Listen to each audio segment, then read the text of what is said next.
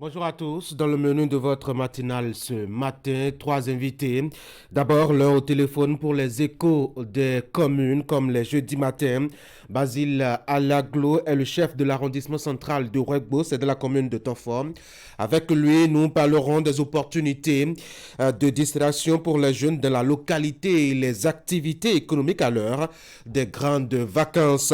Justement, parlant d'opportunités pour se faire un peu de sous, nous recevrons par ici Waliou Aïné Hassan, il est spécialiste de l'entrepreneuriat des jeunes. Avec lui, nous allons parler des opportunités d'affaires des jeunes à l'international, en tout cas pour ceux qui sont béninois, avec un focus sur la semaine des opportunités aux entrepreneurs.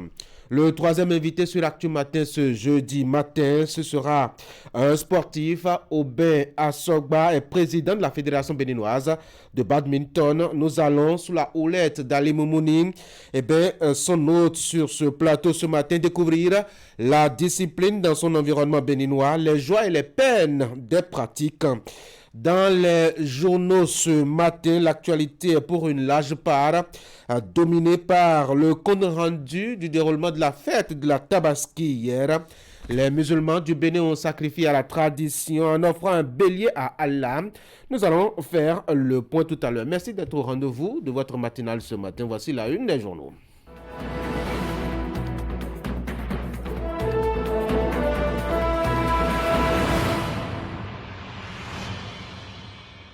Et nous commençons par fraternité ce matin, modernisation du réseau routier et des corridors économiques, les clés du développement du Bénin.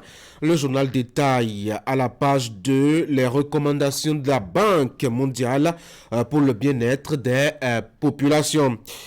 Ariane Haïté a savé d'eau au sujet des cas de viol sur mineurs au Bénin. Même si l'être humain est défini comme un animal, dit-elle, il est doté de raison et cela change toute la donne. Précision à la page 3 du quotidien Fraternité. Workshop sur les énergies renouvelables et le développement durable à l'université d'Abomey-Calavi. Le canal de collaboration nord-sud entre les universités d'Orléans, l'EPAC et Cluster Énergie Bénin à découvrir à la page 5 du quotidien. À la plage et dans les lieux de distraction, une Tabaski sobre et sans tapage à Cotonou. Dernier titre à la une de Fraternité.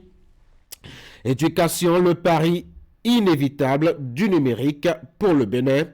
C'est une interview accordée à un spécialiste par le journal dans sa production de ce matin. Nous sommes avec Matin Libre qui se pose une grosse question en manchette ce matin. SBEE, CNLS, TP, que se passe-t-il sous la rupture?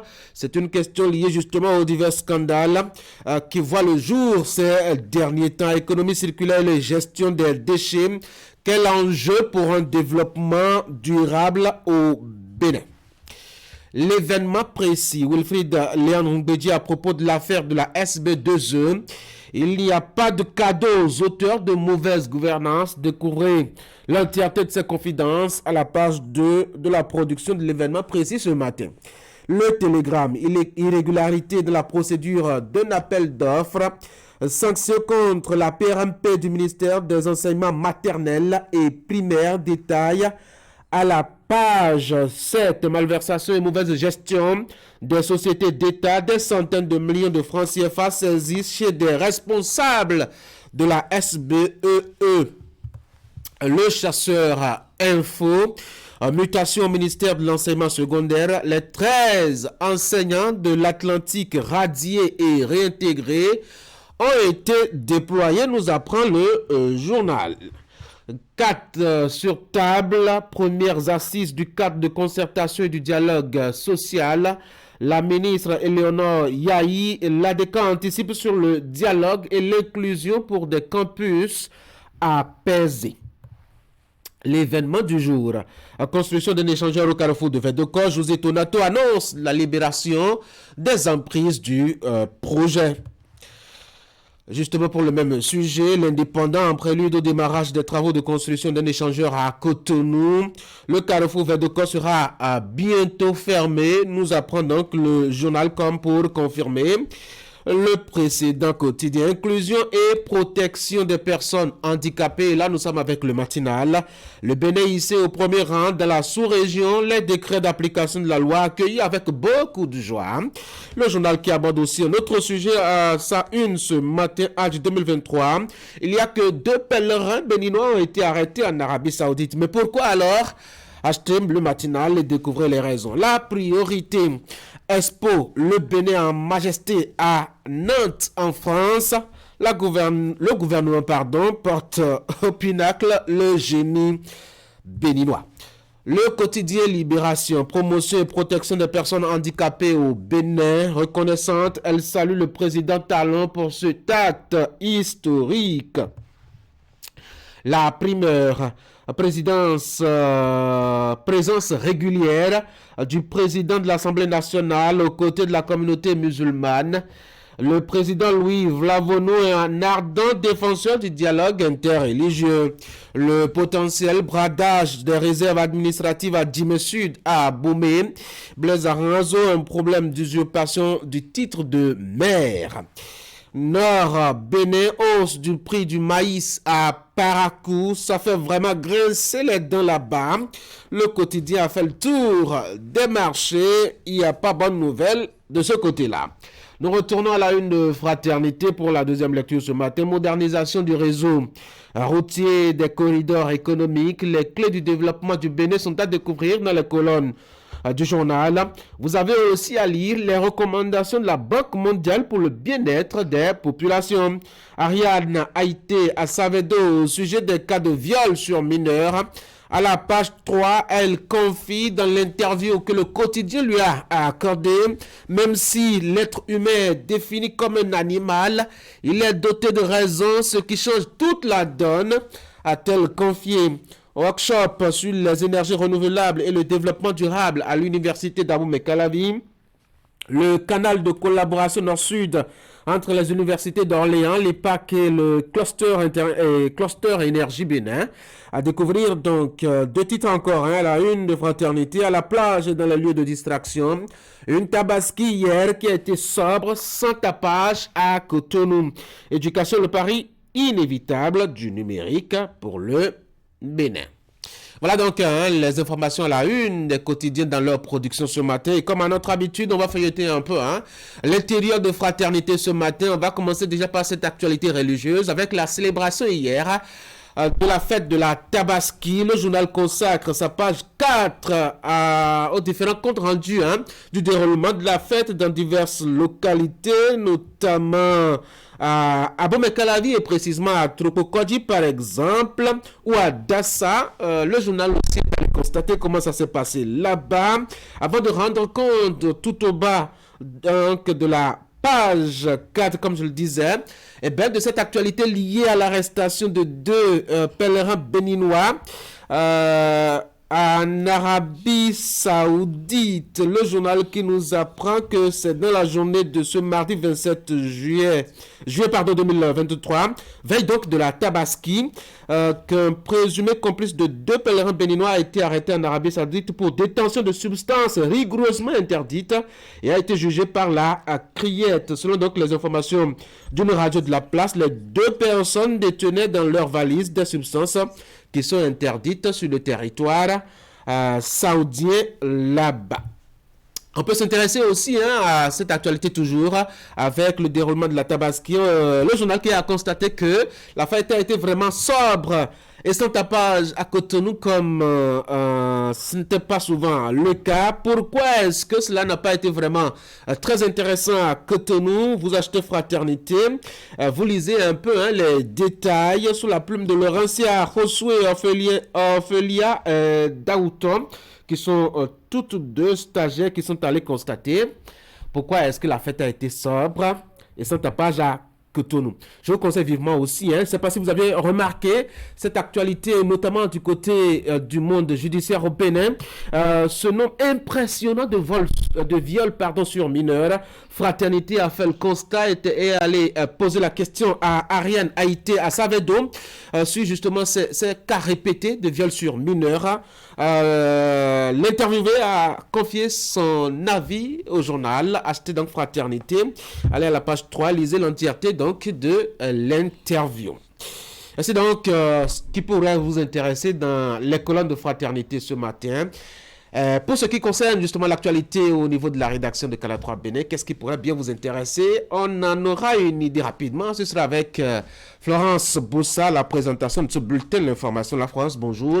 Bonjour Tanguy, bonjour chers amis téléspectateurs. Et oui, puisqu'on en parle et puisque Fraternité l'a évoqué, puisque c'est l'actualité, on parle de l'Aïd el-Kibir, c'est la fête de la Tabaski. La célébration s'est déroulée hier, mercredi 28 juillet 2023, sur l'ensemble du territoire national. Les fidèles musulmans de la cité de Nanto, c'est à Natitengou là-bas, ne sont pas restés en marge de cette festivité. Ensemble, ils ont prié et loué Allah, le très miséricordieux, pour ses bienfaits. Vous les voyez, bien recueillis sur ces images, à la place Idi pour la prière matinale. Nous parlerons également de la première session au titre de l'année 2023 de la commission thématique du numérique et de l'innovation technologique de l'Association nationale de communes du Bénin. Les assises ont été l'occasion pour les participants de jeter les bases de l'élaboration d'une stratégie à l'échelle territoriale en vue de faire face efficacement aux défis qu'impose la cybercriminalité. Ainsi donc les titres du bulletin. Voici le développement.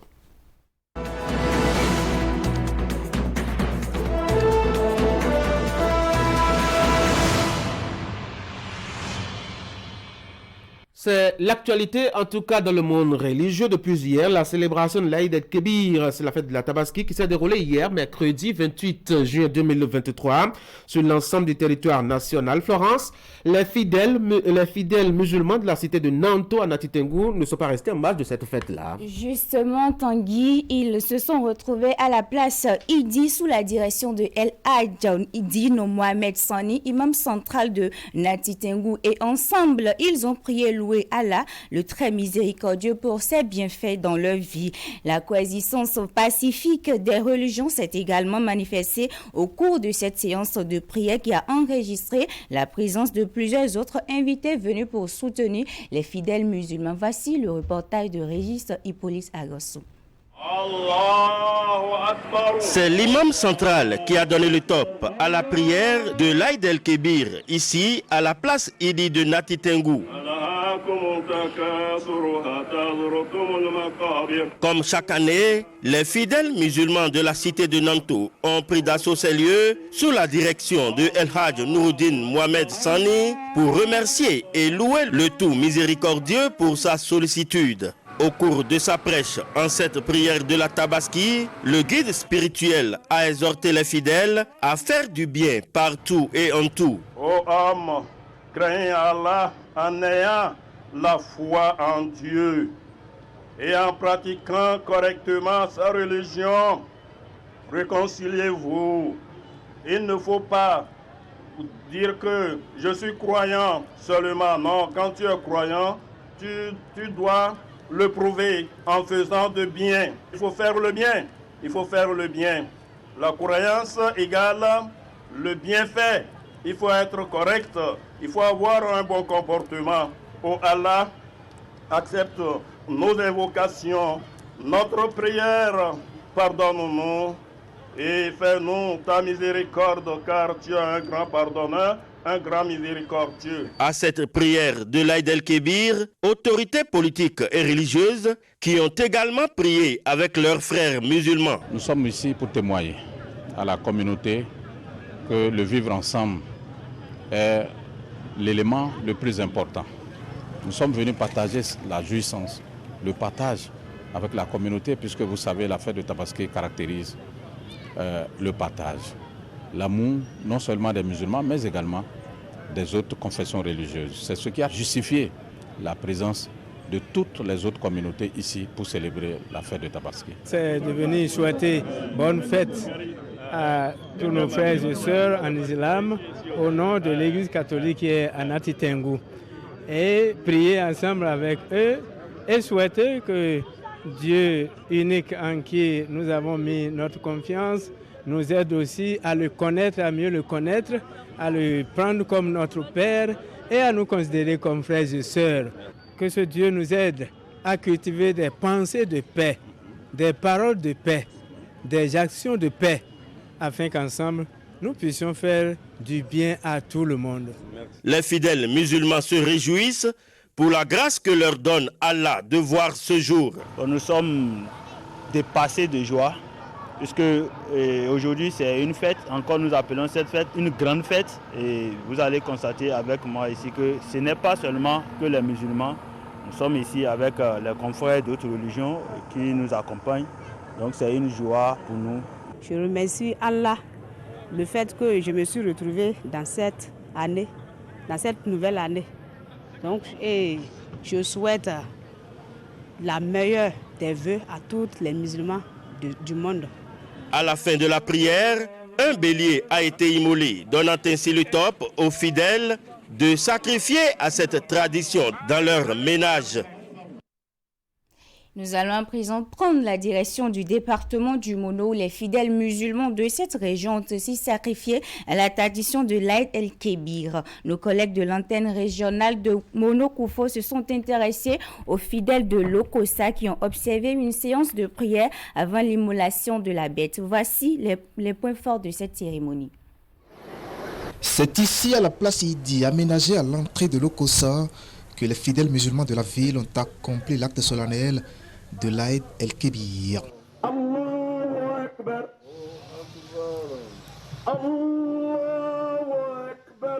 Une séance de prière au cours de laquelle simples fidèles et dignitaires de la religion de Mahomet ont témoigné leur reconnaissance à Dieu pour leur avoir permis de voir ce dernier jour du calendrier musulman. Après le sermon de l'imam qui met en valeur le sens du partage, place à l'acte symbolique du jour, l'immolation du mouton en souvenir à l'obéissance d'Abraham envers le Créateur. Si c'est que le bon Dieu lui a laissé, le Dieu l'a tué l'enfant.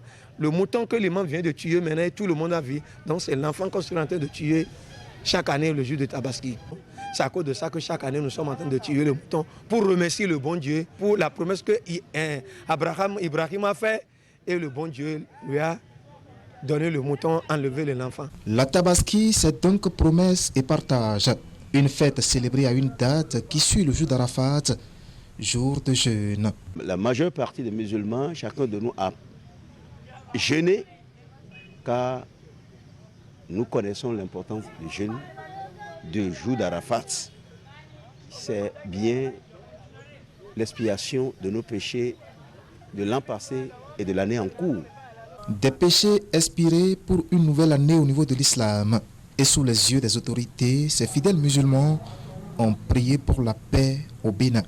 Et parce que nous sommes en train de tendre vers une période sensible de notre histoire, donc il demande à ce que tous les jours qu'on prie pour préserver cette paix qui est chère à notre pays. Et Dieu qui dit, priez pour vos dirigeants. Si vous les maudissez, la répercussion sera sur vous-même. Alors,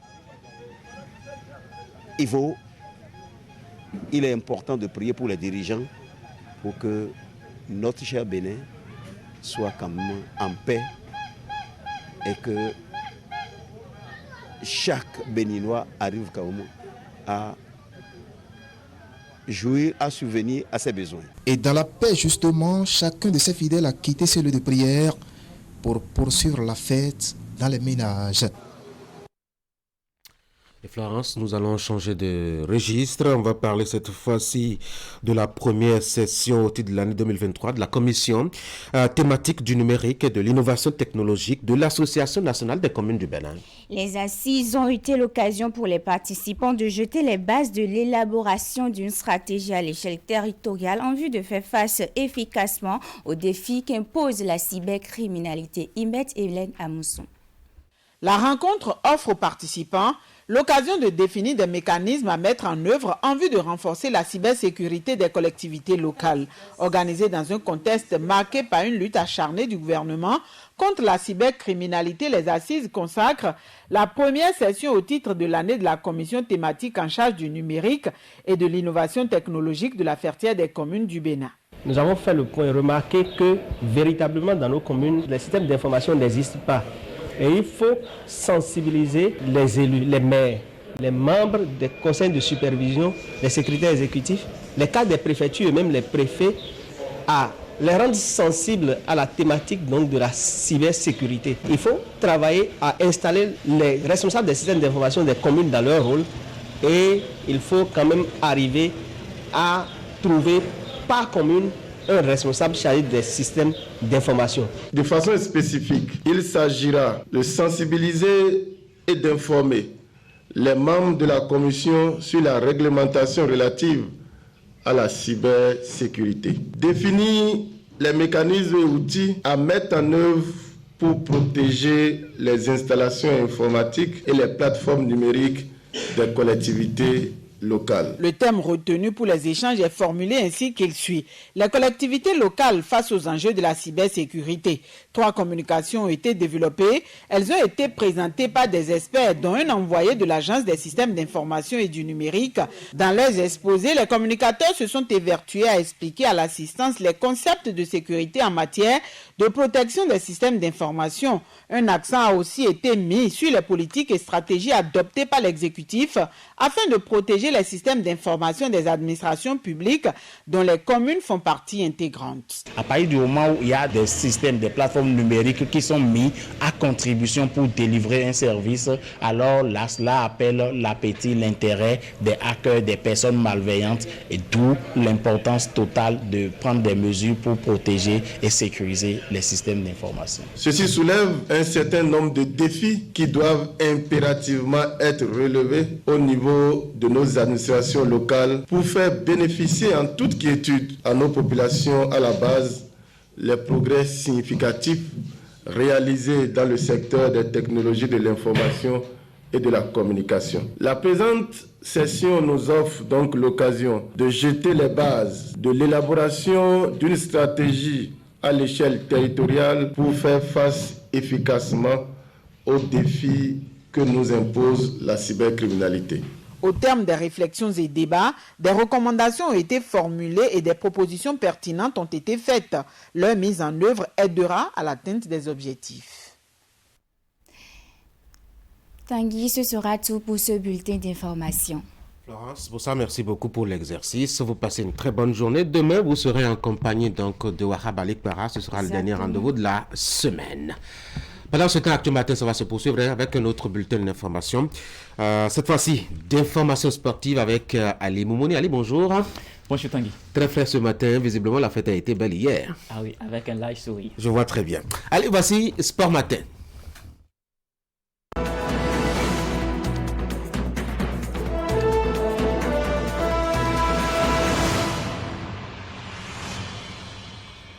Ali, ce matin, sur Sport Matin, on va parler de badminton avec votre invité Aubin Assoba, président de la Fédération béninoise de cette discipline. Monsieur Assoba, bonjour.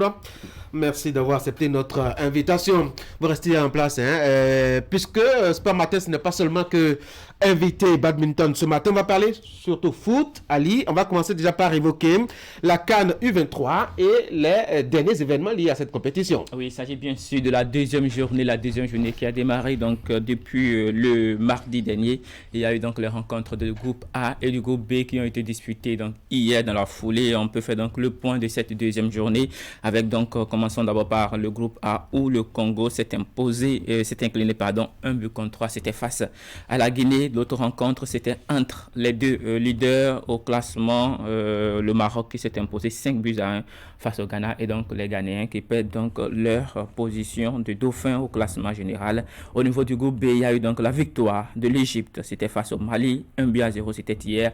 Et le Gabon qui s'est incliné face au Niger, 0-1. Idem, résultat identique dans ce groupe. Au niveau du classement général, on a donc le Maroc, leader du groupe A, suivi donc de la Guinée qui totalise 3 points. Et puis le Ghana s'ensuit donc 3e. Et puis on finit avec le Congo qui est dernier dans ce groupe. Au niveau du groupe B, on aura donc l'Égypte, leader, 4 points après donc le match nul face au Niger, la victoire face au Black Star du Ghana. Et puis le Niger qui est 2e également après sa victoire face au Gabon hier. Le Mali totalise seulement 3 points et le Gabon dernier dans ce groupe avec 0 points, moins un goal average, avec un goal average de -3. Tanguy. C'est donc le point, l'actu foot. Oui, de ce matin. Demain, ce sera la suite de cette phase de groupe avec les rencontres de la 3e journée. Et vous nous ferez le point certainement. Ouais. Devant Wahab Ali Para et les téléspectateurs fidèles du plateau du vendredi. Allez, passons maintenant à notre invité ce matin. Je l'annonçais, Aubert Soba. Monsieur Soba, bonjour. Bonjour et bonjour à tous. Bienvenue sur l'Actu Matin. Merci. Vous êtes président de la Fédération béninoise de badminton. Votre hôte, c'est Ali Moumouni. Oui, merci Tanguy. Alors, Aubert Soba, bonjour. Bonjour. Merci d'avoir accepté notre invitation. Alors, on va parler un peu de l'actualité du badminton au Bénin. On va commencer avec celle en cours. Le Bénin qui est actuellement en Tunisie, à Mamé, bien entendu, pour les Jeux africains de la plage.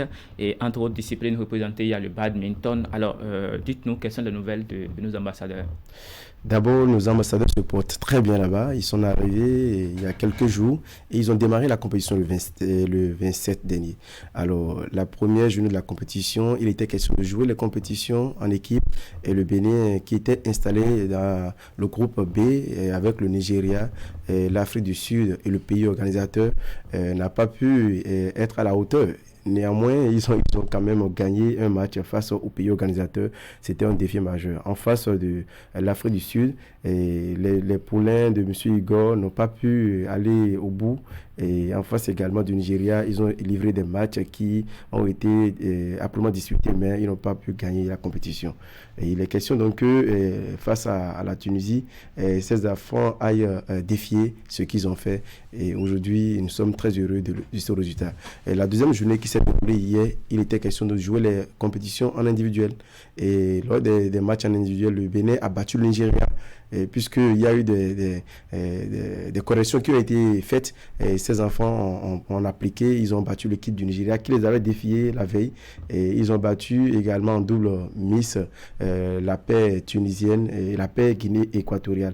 Et au niveau des doubles dames, des triples, autant pour moi, les filles se sont imposées face à l'équipe de l'Afrique du Sud. Voilà. On sait que ça arrive, hein. On a vu l'Argentine remporter la Coupe du Monde pour faire juste cette, je dirais, transition analogie, comme ça, l'analogie comme ça, et constater que l'Argentine est mal entrée, a démarré très mal sa compétition et a fini par remporter la compétition. Espérons que nos jeunes qui ont su se rattraper lors de la deuxième journée vont bien poursuivre. On va parler d'autres actualités concernant le badminton. Vous êtes élu membre au niveau de la Confédération africaine de cette discipline. Alors, il y a quelques semaines de cela. Dites-nous, qu'est-ce que cela apporte à notre badminton?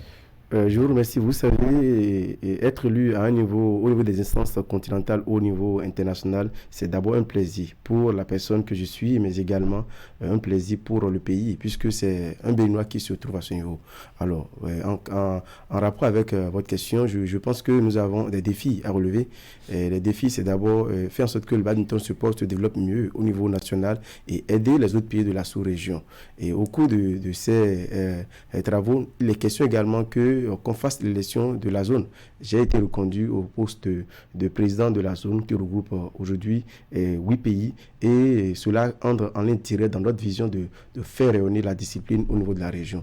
Donc nous avons travaillé de faire en sorte que le badminton africain se porte très bien, c'est-à-dire restructurer les compétitions au niveau régional, faire en sorte que les athlètes au plan de la formation puissent connaître une évolution afin de pouvoir titiller ou gagner les autres pays qui sont dans les autres régions de l'Afrique.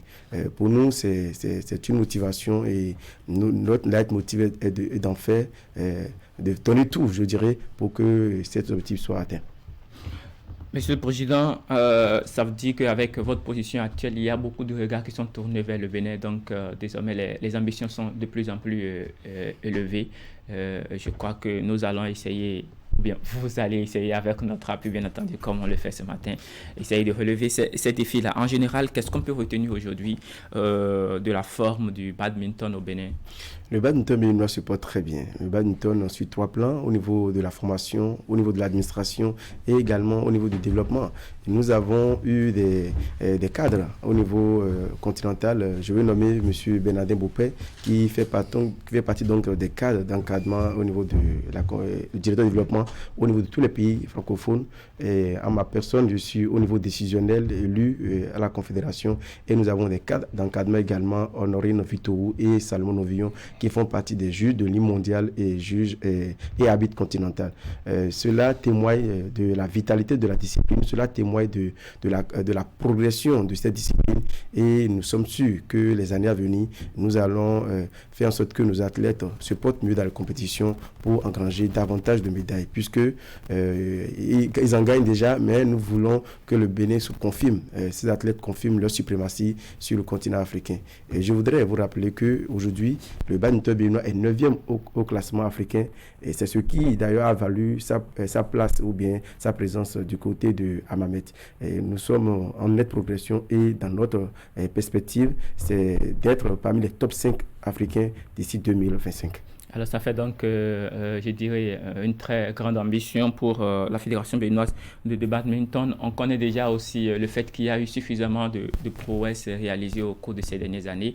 On sait que le badminton ne fait pas partie de ces disciplines bien connues au plan local. Alors aujourd'hui, vous, en tant que président de la Fédération béninoise de badminton, pensez-vous véritablement que cette discipline pourra un jour devenir comme les plus grandes que nous connaissons au Bénin, pourra véritablement prendre son envol au Bénin? Oui, c'est notre vision stratégique et nous travaillons ardemment sur ça. Et je crois qu'au classement, avec l'assiette identitaire fédérale, un outil d'évaluation du Comité national olympique et sportif béninois, le badminton béninois est classé 7e sur les 28 fédérations. Et c'est remarquable, mais nous devons travailler en sorte à renforcer le développement au niveau national. C'est pour cela que dans la même vision que le ministre des Sports à la remise des subventions au mois de mars dernier, le ministre avait recommandé que les fédérations puissent renforcer les compétitions, permettre aux athlètes de bénéficier des avantages en termes d'investissement par l'État. Et pour cela, nous avons instauré des compétitions qui vont permettre à ces athlètes de bouger. Et au titre de ces compétitions, nous allons citer entre autres les challenges, les compétitions, les Open Challenge qui auront lieu dans l'Okosa et à Porto-Novo, des Open avec de l'argent, au moins 300 000 francs pour chaque compétition. Et nous aurons également les Open en Super Série de Calavi et de Ouida avec 500 000. Et nous aurons les Grands Prix de Cotonou avec 1 million de francs et 1 million et plus. Donc nous travaillons sur la structuration des événements sportifs et nous avons également les internationaux du Bénin que nous organisons chaque année, junior, senior, et de par notre position au niveau de la Confédération, nous avons décroché l'organisation de la Coupe de zone pour le Bénin qui aura lieu courant le mois de septembre prochain. C'est-à-dire que tout est mis en place. Tout est mis en place pour que le Bénin puisse rayonner davantage, pour que les athlètes puissent connaître un essor remarquable à travers la promotion de cette discipline. On a vu quand même le badminton avec tous ces événements, toutes ces activités que vous organisez.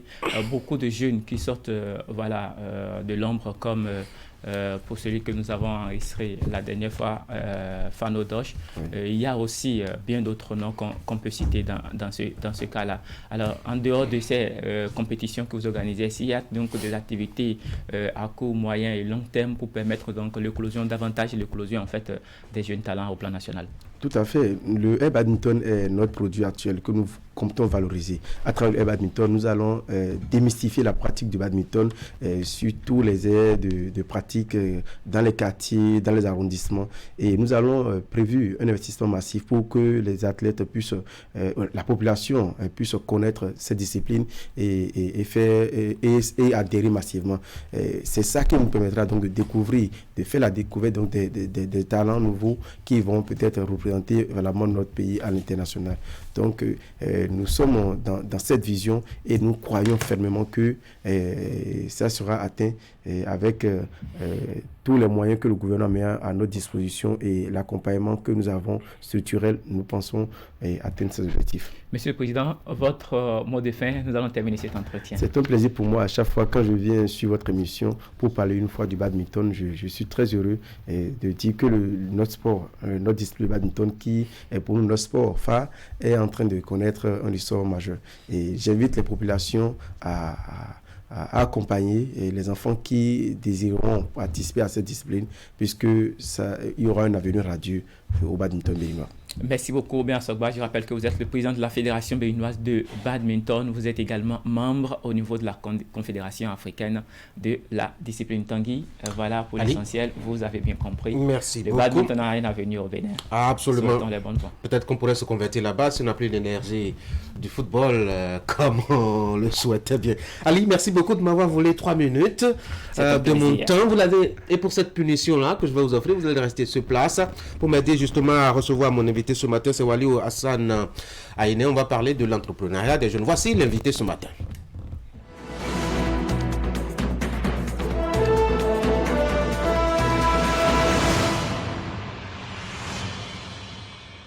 Monsieur Waliou Aïné Hassan, bonjour. Bonjour. Merci d'être sur mon plateau ce matin. Vous êtes spécialiste de l'entrepreneuriat des jeunes. Vous avez initié, sinon vous êtes l'initiateur de la semaine des opportunités aux entrepreneurs. Il y a d'ailleurs une dernière édition qui a eu lieu récemment. On va parler en deuxième sujet, mais déjà le premier. L'un des reproches qu'on fait justement aux jeunes entrepreneurs, notamment africains et donc béninois, c'est de ne pas disposer peut-être de la compétence, mais aussi de la compétitivité à l'échelle internationale. Comment est-ce qu'on répond à cette faiblesse-là? Alors, aujourd'hui, on s'aligne. Les jeunes entrepreneurs africains, les jeunes entrepreneurs béninois ont compris cette problématique-là. Et on travaille activement, tout le monde, même les gouvernements aussi africains, pour qu'on puisse se mettre à l'échelle internationale. Et c'est ça qui part des initiatives que nous organisons en permettant en fait aux entrepreneurs locaux de connaître ce qui se passe à l'international, de savoir les normes, de savoir... Parce que c'est ça qu'il faut. Il faut connaître déjà les normes, il faut savoir comment les choses bougent ailleurs pour pouvoir se découvrir, il faut aller voir. Pour pouvoir se mettre au pas. Mais justement, il n'y a pas souvent de très grandes occasions, de très nombreuses occasions pour aller voir. C'est compliqué. Mais il y a aujourd'hui d'initiatives, il y a de plus en plus d'initiatives, c'est ce que nous essayons de faire pour que les jeunes béninois, en tout cas on commence par le Bénin parce que je suis béninois. J'ai l'habitude de dire que je suis africain avant d'être béninois, mais je reste béninois. Donc nous allons multiplier les initiatives les jours à venir pour démystifier en fait cet aspect de connectivité à l'international, au-delà de faire partie des jeunes à l'étranger pour pouvoir voir ce qui se passe. Nous allons faire venir aussi au Bénin des investisseurs. On va faire venir aussi d'autres jeunes, d'autres modèles de succès. Ça va se passer ici dans les mois de novembre, où les jeunes entrepreneurs béninois pourront rencontrer, partager en fait leur expérience, écouter aussi d'autres personnes pour savoir comment les choses se passent ailleurs. Aujourd'hui, ce n'est plus une option, c'est une nécessité en fait. Parce que le monde bouge, vous êtes dans une économie qui se globalise. Il faut pouvoir capter les opportunités qui viennent de partout. J'ai l'habitude de le dire. Aujourd'hui, avec votre compte LinkedIn, vous pouvez être sollicité à New York, vous pouvez être sollicité partout. Il faut soigner cette visibilité-là, en fait, sur Internet. Les Béninois sont très bons. Les jeunes Béninois, moi, j'ai l'habitude de le dire. Ce qui nous a manqué les dernières années, c'est la manière dont on a fait la promotion de l'entrepreneuriat. C'est la manière dont on parle de l'entrepreneuriat. Tout le monde n'est pas fait pour entreprendre. Et on n'a pas besoin que tout le monde entreprenne, en fait, pour pouvoir aller à un taux de chômage zéro.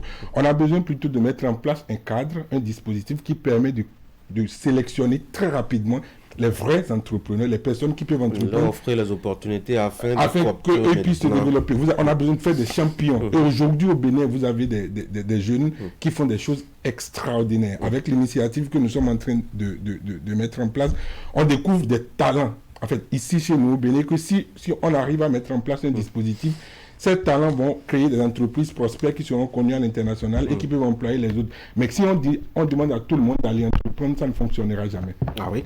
Pourtant, il me semble que c'est visiblement, en tout cas pour ceux qui font la chanson au quotidien, c'est comme si c'était la magie attendue et que tout le monde devrait s'y engager. Ceux qui font le discours, ce ne sont pas des entrepreneurs. Les vraies personnes qui doivent parler de l'entrepreneuriat, c'est des entrepreneurs. Parce que c'est très important. Et, si vous n'êtes pas commentateur de football et que vous voyez un match, vous commentez, vous allez le commenter de manière erronée.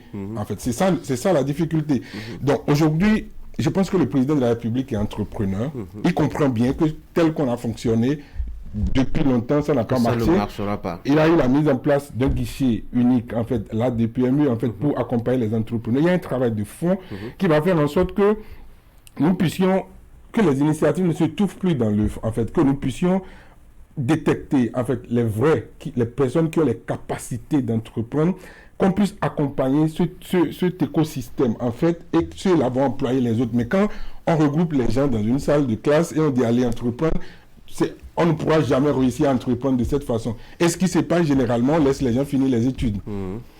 On laisse les gens finir les études et c'est lorsqu'ils échouent à trouver du travail qu'on leur demande d'aller entreprendre. Ça n'a jamais marché comme ça. D'aller cultiver le maïs ça ne marchera jamais comme ça. Et la tomate derrière. Mark Zuckerberg n'a pas fait comme ça pour devenir un leader mondial aujourd'hui. Bill Gates n'a pas fait comme ça. En fait, l'entrepreneuriat, ça commence tôt.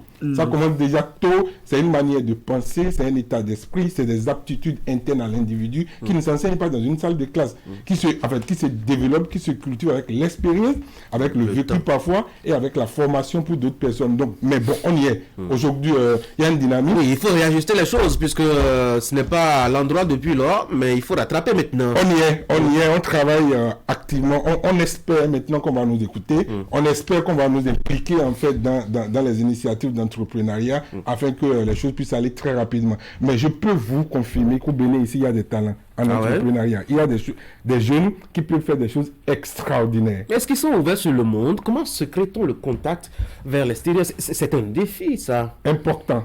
Un défi important. Malheureusement, ces jeunes ne sont pas ouverts sur le monde. La plupart, ils sont bloqués dans une bulle et ils n'arrivent pas en fait... Parce que ce qu'ils font, si jamais ça peut être connu à l'international, ils seront portés, ils seront financés, ils seront portés.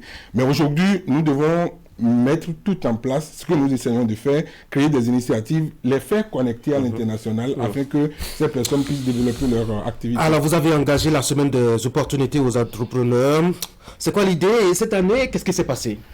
Alors, la semaine des opportunités aux entrepreneurs, ça va se passer du 15 au 22 juin en Turquie. Mais il y a une phase de préparation. Absolument. J'étais bien évidemment en Turquie toute la semaine qui est passée pour préparer en fait cette édition-là. Bon, quand les gens voient en fait tous les moyens mobilisés en fait pour préparer l'édition, on se dit mais est-ce que c'est un chef d'État qui vient en Turquie qu'on vient accueillir? Mais chaque entrepreneur béninois est un chef d'État. Chaque entrepreneur béninois mérite de la valeur. Et c'est le sens que nous donnons à cette activité. Nous avons mobilisé tout le monde. Déjà, en Turquie, on a mobilisé les autorités au niveau du gouvernement. Il y a les ambassades qui sont impliquées dans le projet.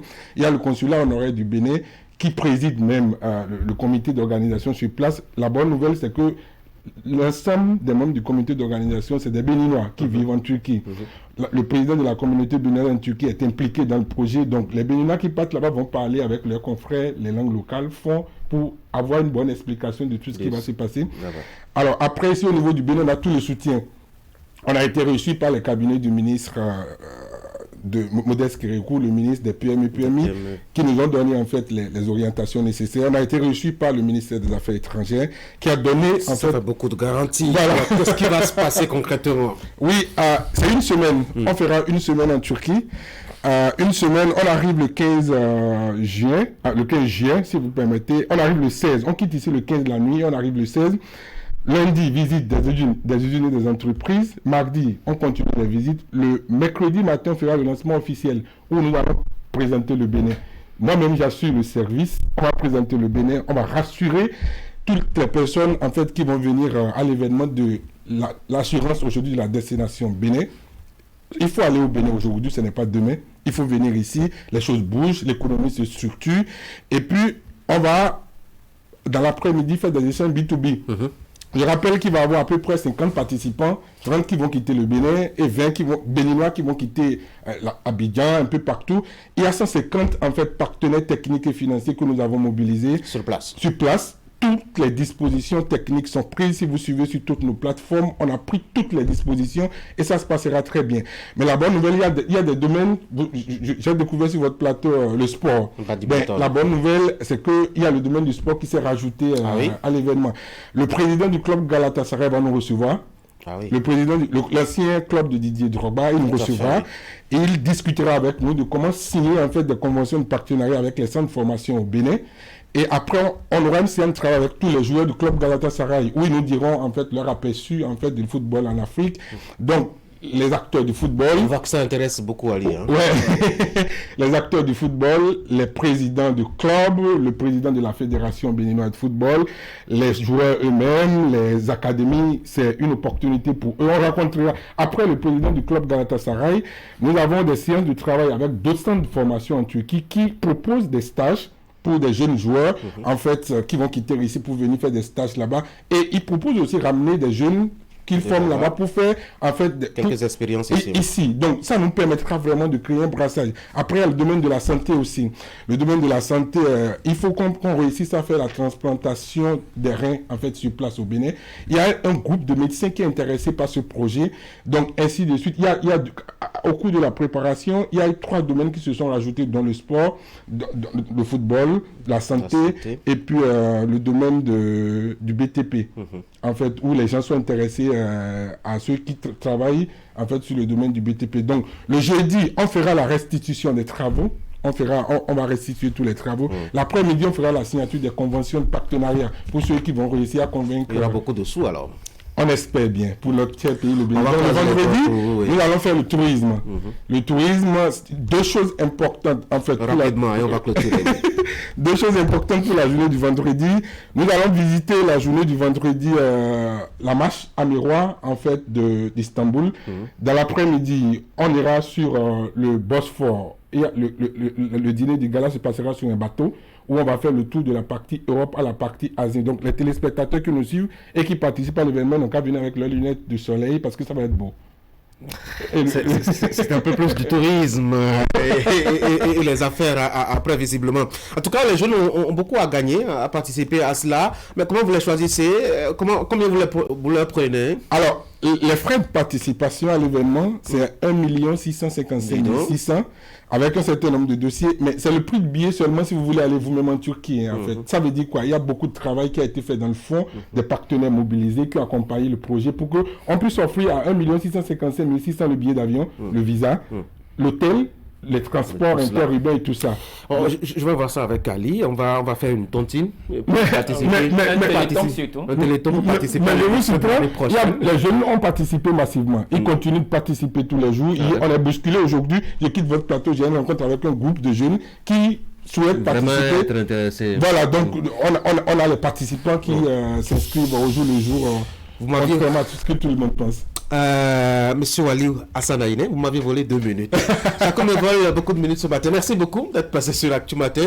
Ali, merci beaucoup. Monsieur Assoba, merci beaucoup, président de la fédération béninoise de badminton. Merci d'être resté.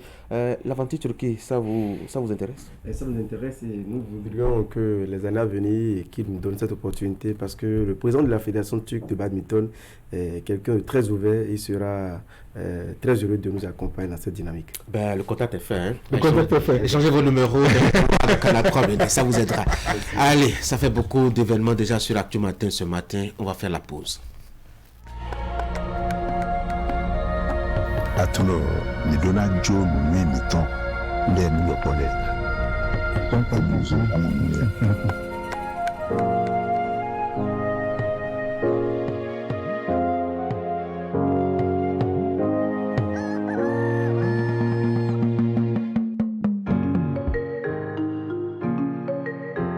Così Attilo ma per un ganga.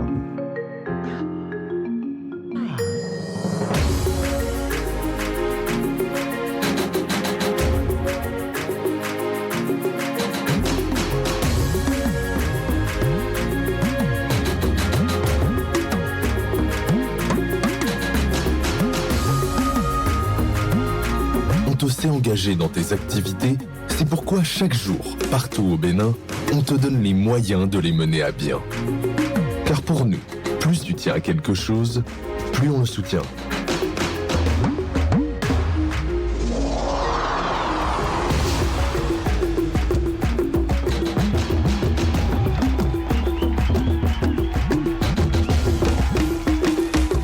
Près de toi, près pour toi.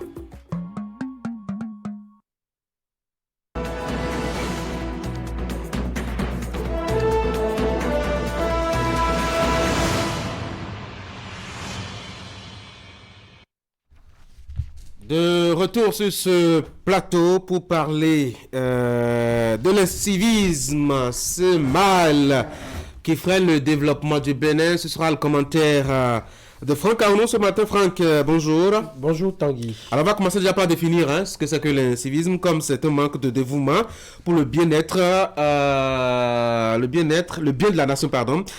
Quels sont ces actes que posent nos compatriotes et qui, à votre avis, freinent un peu le développement du Bénin? À ces actes, il y en a une kyrielle Tanguy à Goyi, mais les plus connus et dénoncés sont entre autres ces actes de vandalisme sur les édifices publics. On en parle tous les jours. Les comportements peu orthodoxes qu'adoptent les citoyens au vu et au su de tout le monde, avec une hypocrisie collective parfois de nous tous.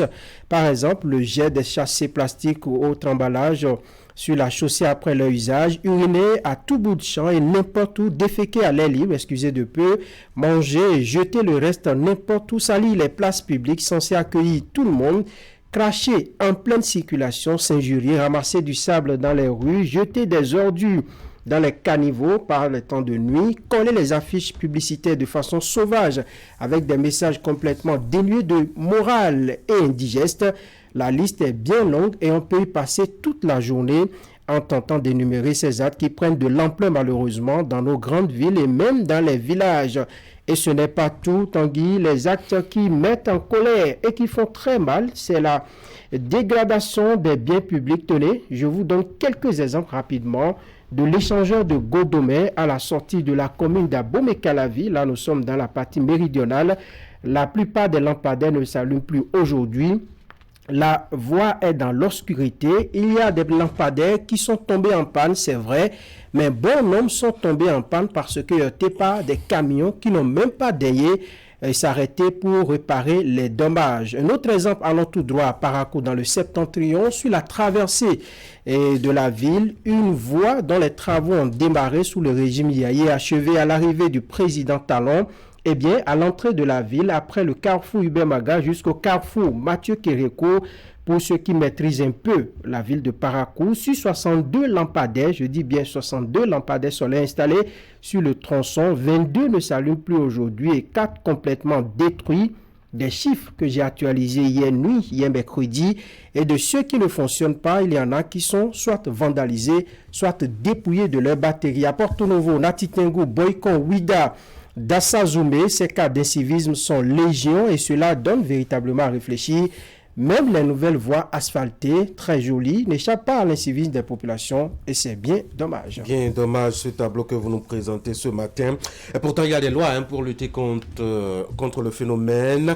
Quelles sont, à votre avis, les solutions qu'on peut adopter? Au-delà de la veille des autorités, de leur fermeté, de la mise en application de ces lois, c'est un problème de responsabilité personnelle, d'amour de la patrie, du bien public au niveau de chaque citoyen que nous sommes. Combien de mesures n'a-t-on pas prises sous nos cieux contre ces actes, les tests de loi sur la protection de l'environnement, contre l'utilisation des sachets plastiques, contre le vol, sont autant d'éléments de notre arsenal juridique contre les actes d'incivisme. À côté, chaque jour que Dieu fait, eh bien, les maires, les préfets, les forces de l'ordre n'ont jamais manqué de prendre des mesures allant dans le sens de lutter contre l'incivisme et pourtant rien ne change. Je me rappelle encore ce citoyen qui a été coffré et privé de sa liberté après avoir déversé le contenu de sa vessie en pleine ville. L'engagement des autorités à lutter contre l'incivisme a beau être total et affiché, mais cela n'aurait aucun effet si nous ne changions de mentalité. Imaginez au XXIe siècle, des gens continuent de déféquer à l'air libre, même dans les centres urbains. C'est une honte pour notre développement. Si cela continue, c'est parce que la plupart de ceux qui posent ces actes en font leur sport favori, ignorent toutes les conséquences. Ils ne savent pas que ces actes retardent dangereusement le développement de leur pays et participent à l'effritement des liens sociaux. Ils ne savent pas qu'elles créent un déséquilibre social. Ce que beaucoup ne savent pas non plus, c'est ce que l'incivisme occasionne, des pertes en vies humaines et une instabilité du pays. Lorsqu'on laisse l'incivisme perdurer, on finit par construire une société, un peu comme la cour du roi Péto, sans normes, où chacun fait ce qu'il veut. On se dirait donc dans la cour du roi Péto, où chacun agit selon son bon vouloir, même si cela dérange les concitoyens. Si les pays comme le Canada, la Suisse ou encore le Rwanda, même si cet exemple n'est pas partagé par tout le monde, il y a des villes au Rwanda où, en tout cas, le bon exemple est donné en matière de beauté, ou tout simplement parce que les habitants ont fait preuve de respect vis-à-vis des biens publics. Tanguy. Merci à vous, Franck Arnaud, pour ce commentaire ce matin. qui va d'ailleurs faire place à nos échanges. Et pour nous accompagner, Eric Guédelon. Bonjour Eric. Bonjour Tanguy. Bonjour Franck. Bonjour. On en parle tout le temps, hein. C'est pas la première fois qu'on se désole de constater avec le comportement de nos compatriotes ce manque d'intérêt et d'égards pour la chose publique. Mais pourquoi ça persiste? Pourquoi ça perdure, Eric? Vous l'avez relevé, c'est un problème aussi vieux que la corruption dans notre pays. On ne serait jamais fatigué de le dire, de l'évoquer. Je ne me rappelle plus combien de fois c'est un sujet qui a été traité, que ce soit dans la presse écrite ou dans les médias de télévision. Mais c'est un fait qui reste et demeure. Et je pense que c'est un problème d'éducation. Et il faut voir que nous avions certainement manqué le coach au niveau de la base. Et il faut davantage renforcer cet esprit de respect que chaque citoyen doit avoir vis-à-vis. Comment on a raté la base? Alors, vous savez, moi, j'ai connu des leçons telles que la morale, le civisme à l'école primaire, où ces notions, c'était des trucs qu'on nous enseignait véritablement. Et quand toi-même, tu n'apprends pas cette leçon et que tu viens à l'école, tu sais déjà ce qui t'attend comme punition. Alors, c'est plus pointu. C'est vrai que ces mêmes notions reviennent certainement aujourd'hui. Sous d'autres formes. Mais là-bas, c'est tellement orienté, tu sais vraiment que quand on parle de morale, on te parlera certainement de comment il faut saluer les aînés, de comment il faut respecter les gens dans la société, en civisme, comment il faut respecter le bien public. Et c'est tellement insistant que toi-même, cela tu as ça à l'esprit et tu grandis avec. Et donc, forcément, tu as des bons réflexes vis-à-vis, n'est-ce pas, des personnes que tu côtoies. Mais qu'est-ce qui s'est passé alors? Oui, aujourd'hui, il faut dire que nous sommes dans un monde avec tellement de mutations, tellement de bouleversements, où l'éducation devient difficile. Les parents ont l'obligation de tout réinventer, de vraiment s'adapter aux enjeux d'aujourd'hui. Les enfants qui découvrent très tôt ces différentes mutations sur des plateformes par-ci et par-là, des sites internet. Et donc, il faut tout réinventer en termes d'éducation. L'État fera tout ce qu'il peut en termes de mécanismes, de lois. Cela ne suffit pas. Il y a un mot qui est fort, il est question de la responsabilité de chaque individu, de chaque citoyen. Comment peut-on s'expliquer que ça perdure? Non, ça perdure parce que si vous avez un parent qui, dans la nuit, vous demande de charger la poubelle et d'aller déverser, ou lui-même il prend le devant pour aller déverser ça parce qu'on a vu que le ciel s'assombrit, il faut se débarrasser des ordures. C'est un bon moyen. L'enfant plus tard fera la même chose. Si vous avez un parent qui, au lieu d'adopter des comportements sains, des comportements orthodoxes, si vous refusez fermement de faire certaines choses, demain plus tard vous allez le faire. C'est ce qui a fait que, à un moment donné, Eric, donc nos parents n'ont pas été les modèles qu'ils devraient être. À un moment donné, parce que entre-temps, on se rappelle que il y a des actes que vous ne pouvez pas opposer à la maison. Mais aujourd'hui, on permet tout cela aux enfants, ce qui fait que de plus en plus, nous entrons dans comme dans une spirale où chacun fait ce qu'il veut. L'enfant peut faire ce qu'il veut sans que le parent ne lui dise « attention, arrête ». Et par le passé, c'est la société même qui prend le devant et qui corrige cet enfant-là. Aujourd'hui, vous touchez aux cheveux d'un enfant dans le quartier, on vous convoque au commissariat et on vous applique la loi des violences sur tel ou tel homme. C'est un problème qui regroupe beaucoup de facteurs. Nous avons la société même à démissionner. Nous sommes alignés sur le modèle occidental où on veut tout permettre à l'enfant alors qu'ils ne sont pas dans les mêmes conditions. Au niveau de l'Occident, les gens ont évolué. Ils ne sont plus à notre étape où nous n'avons pas de latrines. Imaginez un propriétaire qui construit des maisons à louer, qui construit des chambres à louer, qui construit toute sa maison, mais qui ne prévoit pas de latrine. La voie dont je parle à Parakou, si vous y êtes allé récemment, ça fait même pitié. Lorsque vous entrez, c'est une voie qui a fait souffrir les Parakois, pour laquelle on a marché, on a fait des lobbies. Mais une fois cette voie construite, écoutez, par les temps de nuit, les gens vont pour arracher les lampadaires. Vous allez aujourd'hui, les bandits peuvent vous attaquer facilement parce que tout est noir.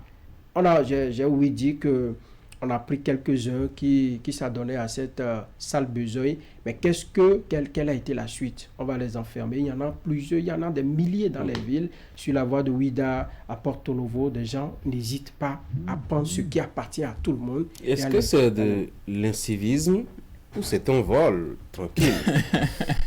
Oui. Moi, je pense que l'acte civique ne vise pas forcément un intérêt personnel direct comme un acte de vol. Déjà que les gens ils ont faim. Les gens peut-être ils n'ont pas de boulot peut-être. Je n'essaie pas de justifier. J'essaie de comprendre l'acte et de m'expliquer un peu si vous n'avez pas. Pourquoi est-ce qu'ils font ça? C'est pour aller chercher peut-être la batterie qui est dedans. Tanguy, vous allez me dire que tout votre cycle de croissance, vous avez eu des beaux jours. Il y a des moments où vous avez trimé. Pourquoi vous n'êtes pas allé voler un lampadaire? Pourquoi vous n'êtes pas allé dessoucher une lumière qui est installée sur une place publique pour la revendre et vous faire de l'argent? D'autres personnes peuvent le faire. Vous êtes béninois et vous êtes un être humain. Vous savez que ça appartient à tout le monde. Vous n'avez pas le droit. Ça ne justifie en rien ces actes que nous posons. Mais comment le constat il est là? Vous avez parlé d'école, vous avez parlé d'éducation, mais on n'a pas l'impression que l'école nous promet de beaux jours, hein, Eric? Donc, il faut davantage responsabiliser le citoyen. Vous savez, si... Comment on les responsabilise? On les appelle? On fait une réunion nationale? Pourquoi pas? Puisque nous aurons maintenant notre réunion nationale sur la démographie. Alors, plus sérieux, je pense qu'il faut davantage responsabiliser le citoyen depuis la base et s'assurer vraiment de ce que nous aurons des types de citoyens qui seront de plus en plus respectueux de notre environnement, respectueux du bien public et de tout ce qui va avec. Même le vol n'est pas digne d'un citoyen. Nous savons que un acte incivique suppose que ce citoyen n'est pas vraiment du tout en accord avec les règles de notre société. Ce qui suppose qu'il nous faut davantage introduire dans l'esprit de chaque citoyen cette capacité en termes de responsabilité, à savoir que quand nous prenons un édifice, c'est notre argent, c'est le bien de tous les Béninois. Quoi qu'en soit, la frustration qu'on peut avoir par rapport à certaines questions, par rapport à la façon dont certains dossiers sont gérés, ne doit pas être une raison pour un citoyen d'attaquer l'édifice. Vous voyez, on a construit il n'y a pas longtemps que ça une place publique, le pied de l'Amazone aujourd'hui. C'est vrai, c'est beau, c'est très joli, c'est beaucoup d'argent qu'on y a mis. Après, quand vous voyez comment les citoyens prennent d'assaut l'édifice, aujourd'hui, je me rappelle qu'il y a un reportage qui a été réalisé, la couleur de l'Amazone est en train de partir, parce que, vous savez, on grimpe, c'est vrai, on veut s'amuser, mais après, il faut respecter ce lieu.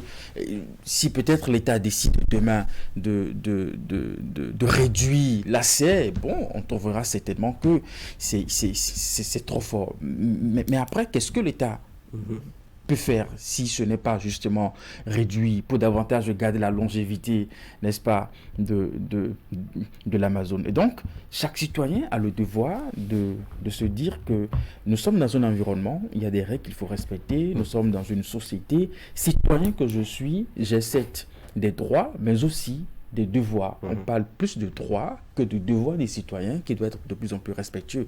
Même dans l'administration publique, que ce soit qui fait ce gros travail dont nous devons utiliser l'énergie, la façon dont il faut parler aux citoyens, il faut parler aux compatriotes, il faut leur expliquer, etc. Mais qui fait ça? Franck? Celui qui fait ça, c'est d'abord le cercle familial, c'est d'abord les autorités à la base, le délégué, le chef d'arrondissement, le maire, le député, tout le monde, le journaliste, comme le faisons d'ailleurs ce matin. Tout le monde doit mettre la main à la pâte et savoir que notre société est en crise parce que les valeurs que nous devons défendre, les valeurs qui font évoluer, qui sous-tendent le socle du développement, ces valeurs-là sont en train de partir.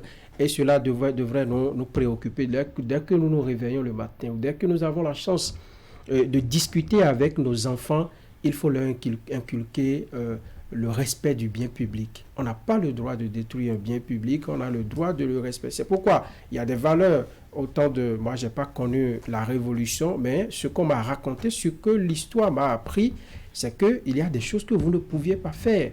Il y a des gens aujourd'hui qui laissent traîner leur main sur les deniers publics. C'est de l'incivisme. Oui, c'est de l'incivisme à une échelle... c'est peut-être pour les nettoyer. Pour les sécuriser. C'est pour bien les sécuriser. Ne sont pas sales. Les deniers publics ne sont pas sales, ça doit tourner à la population. Donc, les délégués, aujourd'hui, moi je sais qu'entre-temps, les délégués avaient un pouvoir de décision à la base. Dès qu'on prend un petit voyou dans le quartier, on les amène chez le délégué qui le fait publiquement. Aujourd'hui, ce n'est plus, je ne sais pas si non, vous allez ouvrir une brèche sur la violence. Non, je ne dis pas. Je ne dis pas qu'il faut encourager, mais il y avait de ces petites des astuces qu'ils utilisaient et qui décourageaient les gens, qui les amenaient à changer. Aujourd'hui, les choses ont évolué. Donc, c'est tout le monde qui doit mettre la main à la pâte et ceux qui sont chargés d'appliquer la loi, il faut l'appliquer avec une certaine rigueur. Et j'ai parlé d'hypocrisie collective parce que lorsque vous voyez quelqu'un en train de détruire un bien public et que celui-là est proche de vous, vous n'allez pas dénoncer. Si c'est un autre qui n'est pas proche de vous, qui n'est pas de votre bord politique, qui n'est pas un des vôtres, vous allez dénoncer. Donc, il faut apprendre à dénoncer lorsqu'on observe ces quand bien tu as la volonté de le faire, il y a de ces expressions qui te reviennent. C'est chez toi, c'est pour ton papa. Eh ben, écoute, ce n'est pas comment on dit, tu n'es pas propriétaire de ça, tu vois, et puis tu as de ces réponses familiales. Tu as de ces réponses. Et on te considère comme un extraterrestre. Toi, oui, absolument. Moi, je vais vous faire cette remarque. Vous voyez, les gens, ils sont surpris, ils ne comprennent pas comment on peut nommer quelqu'un qui ne vole pas.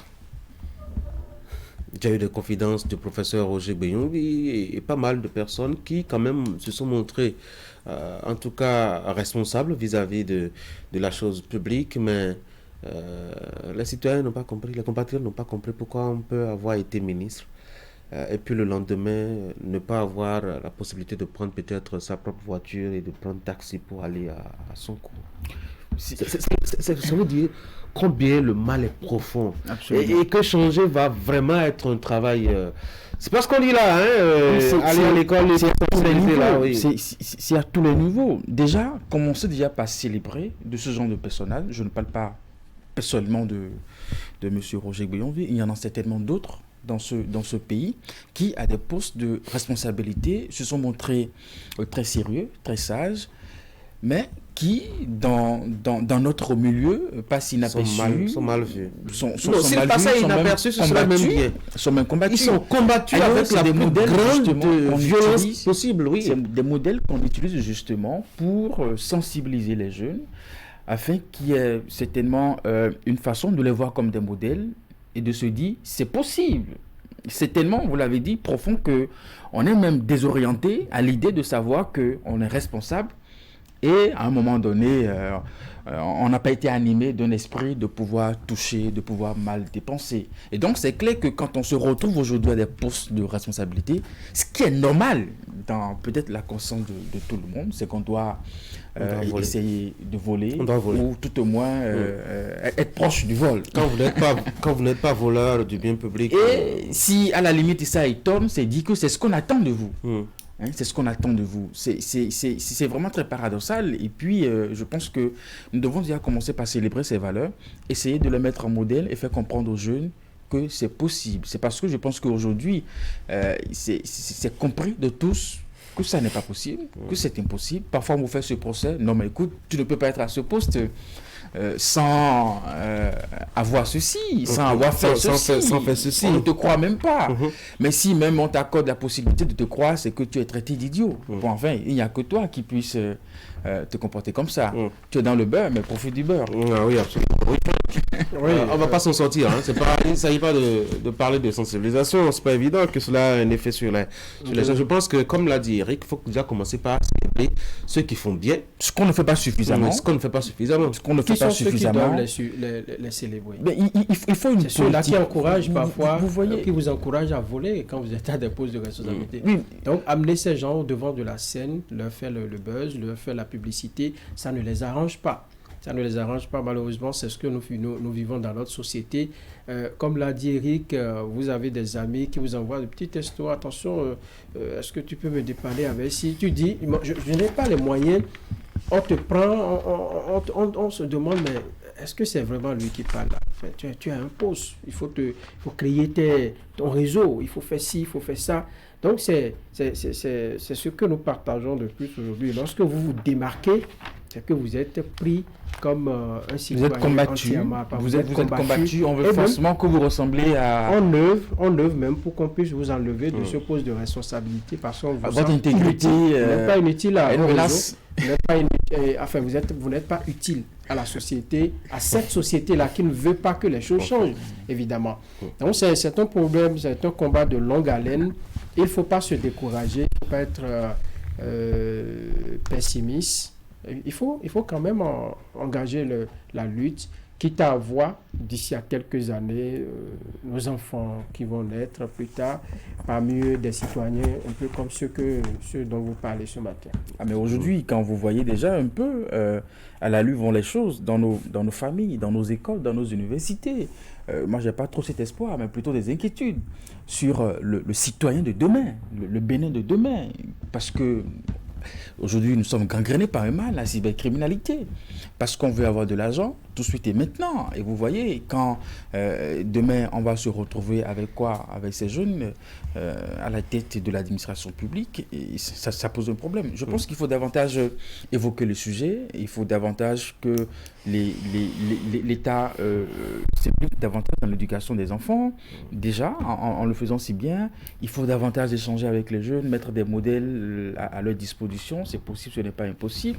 Il n'y a pas longtemps que ça, il y a un exemple qui me touche un peu. En France, il traversait une crise énergétique et l'État avait trouvé une politique de sobriété énergétique. On demandait à chaque citoyen de pouvoir revoir sa façon d'utiliser de l'énergie pour que cela soit... tout le monde puisse en trouver. Tout le monde puisse en trouver. Et ça a été débattu au Parlement. Et comment à la maison il faut revoir, dans l'administration publique. Et puis, ça a été un truc vite fait. Je me dis, bon, si nous étions face à des situations de ce genre, comment on peut compter sur les citoyens? Déjà, dans l'administration publique, nous savons comment est-ce que... Oui, mais le citoyen ne répond que lorsque l'État a répondu souvent à ses besoins. Quand l'État a tout le temps été absent dans son quotidien. Ce n'est pas quand l'État maintenant a besoin de lui que vous le verrez. C'est la logique des citoyens. De sorte que dans leur tête, il est installé, ma foi, un droit à l'incivisme. C'est-à-dire que... Parce que l'État est absent. Parce que l'État est absent et parce que justement ceux qui sont en haut profitent allègrement et ne donnent pas le bon exemple. Alors, je ne sais pas si je l'ai déjà évoqué une fois sur ce plateau. Il y a quand même une grande personnalité de ce pays qui était allée... me disait-elle, à l'église prier à Cotonou. Et à la fin de sa prière, quand il sortait pour aller chercher sa voiture et partir, il est tombé sur un monsieur comme ça, lambda, qui avait sorti son machin au beau milieu de la route et qui urinait allègrement. Alors il s'approche du monsieur pour lui dire, mais écoutez monsieur, c'est quand même pas bien de faire ça à l'air libre, en plein Cotonou, comme ça. Mais monsieur lui a dit, vous au moins vous arrivez à voler l'État en haut. Permettez-nous au moins pour le petit pipi là quand même. Ouais, bon, on en est arrivé même à ancrer dans sa tête un droit à l'incivisme. Mais quand c'est à ce niveau, vous voyez, ça me dit qu'il a vu faire ceux qui sont en haut. Et il pense que normalement, lui aussi, il a droit de profiter allègrement du pays. Je suis d'accord, mais nous avons mis l'accent sur ça. N'est-ce pas, que ça doit être à tous les niveaux, n'est-ce pas, la prise de responsabilité. Parce que cette façon de penser, justement, amène beaucoup de citoyens qui ne devraient pas poser des actes inciviques à les poser. Ils ont mené la réflexion à leur niveau, ils ont tiré la conclusion. Comme vous l'avez dit, mais vous voulez en haut. Bon, écoutez, permettez à nous aussi de faire ce que nous voulons. Maintenant, observons un peu que cette idée soit vraiment la conclusion de tous les Béninois. Que sera le Bénin? Bénin déchiqueté, tranquille.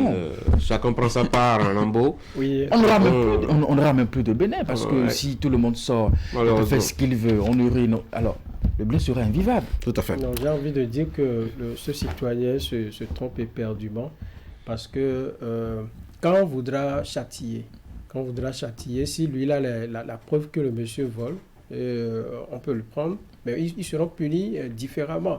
On ne dira pas parce que l'autre est en train de voler, vous avez le droit de détruire ce qui appartient à tout le monde. En public. Oui, qu'on donne la possibilité à la loi de châtier chacun selon son indélicatesse. Et lorsqu'on parle de l'État qui a démissionné, que cela crée comme un droit à l'incivisme dans la tête des populations, oui, cela peut paraître un peu vrai, mais au fond, il y en a qui parfois pensent que c'est l'État qui doit faire ci et ça. Ou ce n'est pas toujours le cas. Ce n'est pas toujours le cas. Il y a l'ignorance, il y a la malcompréhension, ce que nous ne savons pas, que nous ne cherchons pas à savoir. Pour les populations, dès que vous voyez peut-être construire un projet dans telle localité, vous êtes dans le besoin, on doit pouvoir venir vous construire ça, alors que tout cela suit une certaine logique, une certaine programmation. C'est un peu cela. Allez les gars, on va changer de sujet. Je vais vous arracher 2 mots rapidement sur ces... c'est parce que vous avez remarqué ce regain de dossiers de viol, notamment sur mineurs. Moi, je n'arrive pas à comprendre comment est-ce que des gens peuvent penser à du sexe face à des enfants de 4 ans. Eric. Et ce n'est pas un seul dossier, ce n'est pas 2 dossiers. La semaine écoulée, on en a enregistré jusqu'à 4 ou 5 à la criette. C'est assez touchant. Et si vous l'évoquez avec tellement de froideur, c'est dit que c'est suffisamment grave. Mais je pense que nous avons affaire certainement à des gens où il y a peut-être un problème. Je ne sais pas, psychologique, il y a forcément un problème. Tout ce monde-là. Cela ne s'explique pas. Tout ce monde-là. C'est quand tu donc, je pense qu'avec tout ce que nous avons comme mécanisme, récemment, il y a eu des votes de loi, justement, pour davantage encadrer punir, mais aussi sécuriser davantage nos enfants, notamment nos filles. On continue par observer de ces cas dans nos communes. Je pense que récemment, il y a un reportage que nous avons réalisé à Bomé-Calavi qui, en l'espace d'une année, on a vraiment observé ce regain de ce fléau. Toujours est-il que le travail doit continuer, où on continuera par sanctionner, et toutes les fois qu'on se rendra compte de ce qu'un individu s'est comporté de façon aussi... J'ai pas l'impression que 10 ans, 20 ans, ça décourage ceux qui sont adeptes de la chose. Ce sont des malades ambulants, des gens qui font honte à la société, tout simplement. J'ai suivi un film, vous permettez, un film américain. Le monsieur, un débrouillard, il était au service quand on l'a appelé pour dire, écoutez, il y a un gros problème. Et quand il est arrivé, il y avait 4 gaillards qui se sont donné du plaisir sur sa petite fille d'environ 8 ans. Je ne vous dis pas la suite parce que ce n'est pas des choses à encourager, même lorsque vous semblez un peu votre dignité atteinte, il ne faut pas attenter à la vie d'autres personnes. Il est allé jusqu'à ôter la vie à l'un ou à plusieurs d'entre eux qui ont commis cet acte-là. Vous voyez juste où cela peut nous amener, les conséquences. Vous éduquez votre enfant, vous l'avez bercé, vous avez d'abord supporté les risques liés à la grossesse, et vous voyez votre enfant grandir, et un beau matin, un individu, un imbécile se jette sur votre petite fille et détruit son avenir. C'est de cela qu'il s'agit en fait, et détruit son avenir. Il n'y a rien qui puisse expliquer cela. Et c'est des gens souvent qui, dans la société, sont, quand vous les remarquez, vous les suivez bien, vous pouvez les détecter. Ils sont trop gentils avec les petites filles, ils sont au bon soin, même lorsque tout ce que vous ne donnez pas, ils essaient de donner, ils tendent un appât et ils attirent les petites filles. Donc il n'y a rien qui puisse expliquer cela. Avec tout ce que nous avons comme femmes dans notre société, il y en a dans les rues, il y en a, je ne choisis pas la femme, excusez de peu, mais il y en a un peu partout, vous pouvez assouvir votre besoin. Mais qu'on ne veuille jeter son dévolu sur les petites filles, moi je crois que tous ensemble nous devons nous unir pour décourager ces gens d'actes, parce que ça peut créer beaucoup d'autres choses, ça détruit la vie des enfants. Lorsque vous allez dans les hôpitaux, on vous dira, quand ça se passe, on amène les enfants pour être sculptés, on ne vous dit pas la suite, c'est vraiment dommage. Et ça crée un traumatisme pour ces enfants-là. Oui, définitif, un traumatisme à vie chez l'enfant. L'enfant n'arrive parfois à concevoir, à avoir des enfants. Donc c'est sa vie qui est mise entre parenthèses, l'instant de quelques minutes pour assouvir un désir diabolique et machiavélique. C'est bien dommage. Allez, je conseille à ceux qui nous suivent d'acheter Fraternité, de lire à la page 3 cette interview que Ariane Haïté à Savedo a accordée justement au quotidien de Ménotin sur cette affaire. Elle est, précision, elle est sociologue, juriste spécialiste des droits de l'homme en sciences du mariage et de la famille, président de l'ONG Je suis, une organisation de solidarité internationale qui promeut un peu et défend les droits des femmes et des filles. C'est une interview sur, ma foi, toute la page page 3 donc de Fraternité. Vous pouvez donc vous intéresser à ça. Eric, Franck, merci. Merci Tanguy. Passez une bonne journée. Bonne journée. Mesdames et messieurs, on va faire une pause. Le temps d'appeler Basile Alaglo. Il est le chef de l'arrondissement de Rouagbou, de la commune de Tofos. C'est avec lui que nous ferons les échos d'une commune ce matin.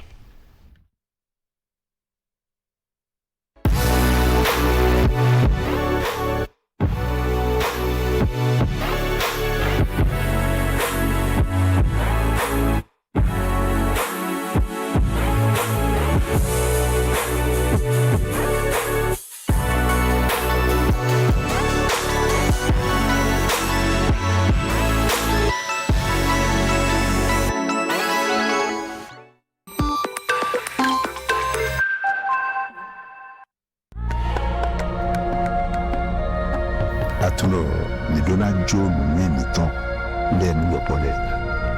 Donc pas besoin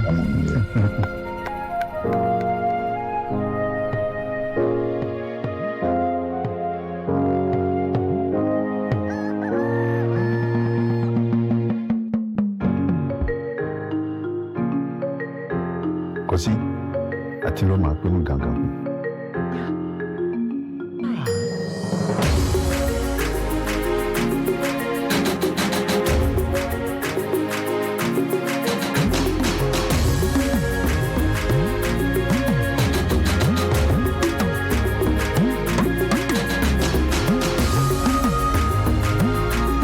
S'est engagé dans tes activités, c'est pourquoi chaque jour, partout au Bénin, on te donne les moyens de les mener à bien.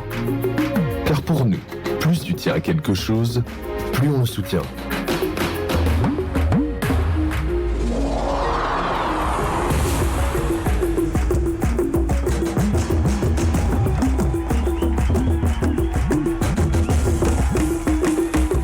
Près de toi, près pour toi.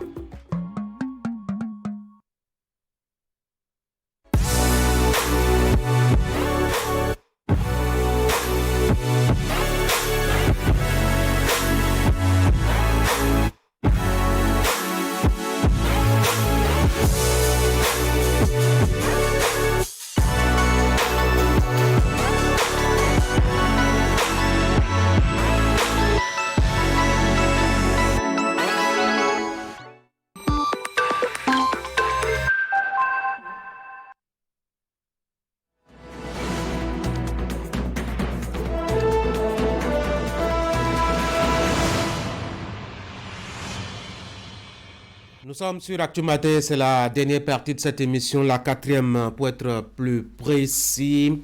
Vous aurez la revue de presse d'Asiongo Kanya Asiongo tout à l'heure qui nous fera le point de l'actualité telle que proposée par les quotidiens dans leur production de ce jeudi matin au lendemain de la fête de la Tabaski. Vous imaginez donc que la revue de presse parlera de Tabaski. Avant cela, on a déjà en ligne le chef de l'arrondissement de Rouagbou, c'est l'arrondissement central de Tofo, la commune de Tofo, Basile Alaglo, qui est donc notre invité au téléphone ce matin. Monsieur Alaglo, bonjour.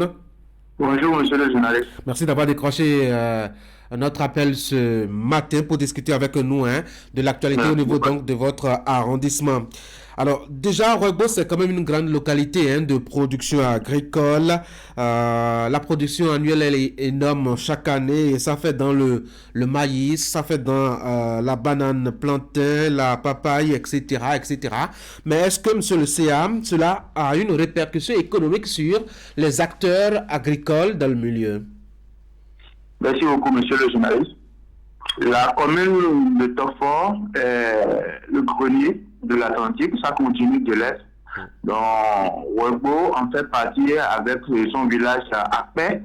Nous cultivons de toutes sortes de céréales, en tout cas, les cultures sont diversifiées. Et la commercialisation se fait grâce à notre marché régional, le marché de Webo. Les acteurs qui s'y trouvent s'en sortent régulièrement, d'autres viennent même s'installer pour pouvoir utiliser nos terres encore beaucoup plus vierges parce que nous avons la terre encore et dans les arrondissements frontaliers de Webo. On a remarqué, puisque vous l'évoquez, le marché de Webo est quand même un marché, je dois dire, un marché carrefour de la zone où beaucoup de personnes viennent faire les affaires. Mais il y a un aspect de marché qui visiblement n'intéresse pas beaucoup les autorités, c'est la propriété et l'hygiène. Pourquoi est-ce que c'est souvent le cas? Monsieur le journaliste, cette affaire de propriété hygiénique est déjà conjuguée par le passé. C'est déjà conjugué au passé par le président Patrice Talon. C'est lui qui nous a offert dans ses programmes un joyeux marché. C'est encore là, c'est pas encore inauguré. Tout pavé, carreau, même dans les hangars et tout. Donc, affaire de propriété du marché de Webo, il n'y en a plus maintenant. Le président Patrice Talon nous a déjà offert un marché. Oui. Fini même, hein. Oui, les acteurs s'impatientent et se demandent quand est-ce que ce sera utilisable. Bon, tout ça dépend du programme du chef de l'État. Vous savez, nous avons déjà eu le marché là. Donc, anyway, quelle que soit la durée maintenant, je crois qu'on va mettre en service avec les marchés d'autres que le chef d'État a lancé. Nous attendons impatiemment cela. Mais nous le remercions déjà de nous avoir déjà offert ça. Ce n'est plus dans le rêve. C'est réel là, nous voyons ça déjà. C'est ça. Alors, Tofo est quand même une commune frontalière avec Alada. Alada qui accueille quelques infrastructures industrielles. Déjà, est-ce que Tofo n'est pas un peu jalouse? Non, nous n'allons pas dire ça. Parce que si je prends l'exemple du terrain municipal que le chef d'État dans son PHI a construit partout, donc on a bénéficié, mais Alada n'en a pas bénéficié. Le plus long kilométrage de la route des esclaves qui va au palais d'Agadia, dans le village d'Appé de l'arrondissement de Webo, est aussi un coût de construction. Et donc, je crois que le chef de l'État a prévu pour chaque commune quand même ce qu'il a vu juste. Donc, nous ne sommes pas jaloux. Seulement, nous profitons, normalement, nous nous organisons à profiter de la position d'Alada avec Tofo. C'est ça. Alors, merci beaucoup. Oui, pendant les vacances, les jeunes ont beaucoup de peine, de difficultés à se distraire. Nous y sommes déjà maintenant. Qu'est-ce que vous leur offrez en termes donc, de distraction? Merci beaucoup. C'est le lieu de lancer un appel à nos opérateurs qui investissent dans l'hôtellerie que de penser à la commune de Tofo. C'est encore vierge et qui peut vraiment se faire assez de chiffres parce que nous avons le terrain de la commune municipale de la commune là que le chef d'État a construit. Les clubs y passent et ça reste l'hôtellerie. Pour ces vacances ici, nous avons pensé à la deuxième édition de Foot Elite de Webo que nous organisons. Et ils s'en sortent, nous laissons ça aux jeunes, de sorte de l'organiser eux-mêmes. Et cette année-ci, c'est prévu pour le lancement est prévu pour le 9 juillet prochain. Et quelles seront les spécificités de cette édition? Nous avons organisé, nous avons augmenté les cases. C'était passé de 100 000 à 150 000, 50 à 100 000. Et c'est après ça, je crois, l'organisation, nous avons d'autant les clubs des maillots, de tout ce qu'il faut quand même pour que le championnat se déroule dans de bonnes mains et se termine aussi dans de bonnes mains. Il n'y a que le football qui intéresse les gens de Webo? Non, nous sommes en train de prévoir un concert géant avec nos artistes de renommée aussi. Nous sommes en train de prévoir ça et puis nous sommes en train de prévoir aussi des formations pour les jeunes, des formations en auto-entrepreneuriat, des opportunités d'affaires quand même. Nous sommes en train de les informer. En tout cas, de préparer une formation dans ce sens-là. C'est ça. Basile Alagno, un mot pour finir rapidement. Merci beaucoup, merci. Je voudrais remercier vraiment les journalistes de Canal+ d'avoir pensé à la commune de Tofa, précisément l'arrondissement de Ouébo. Et je dis que notre label Baden Plantain est toujours là. Que je voulais demander les patients qui passent du sud au nord, quand ils passeront à Ouébo, juste après à la au niveau du péage, c'est là quand ils rentrent dans la ville, de s'arrêter de prendre les bananes auprès de nos bonnes dames là. C'est toujours de qualité et c'est sans engrais chimique. Un bon agent commercial pour son arrondissement. Merci beaucoup à vous, monsieur le chef d'arrondissement de Ouébo. Je rappelle que vous êtes Basile Alaglo, vous êtes donc le CA de Ouébo, qui est un arrondissement de la commune de Tofo. Bonne journée à Tofo là-bas. Merci beaucoup, monsieur le journaliste. Mesdames et messieurs, on va revenir à Cotonou. On va suivre la revue de presse d'Asiongo Kanye Asiongo.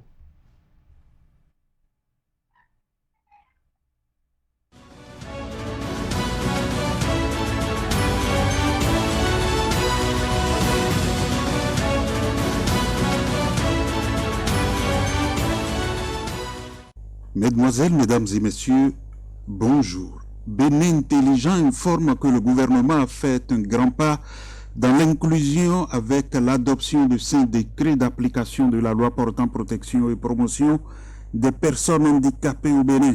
Ces tests améliorent la situation socio-économique des personnes porteuses de handicap.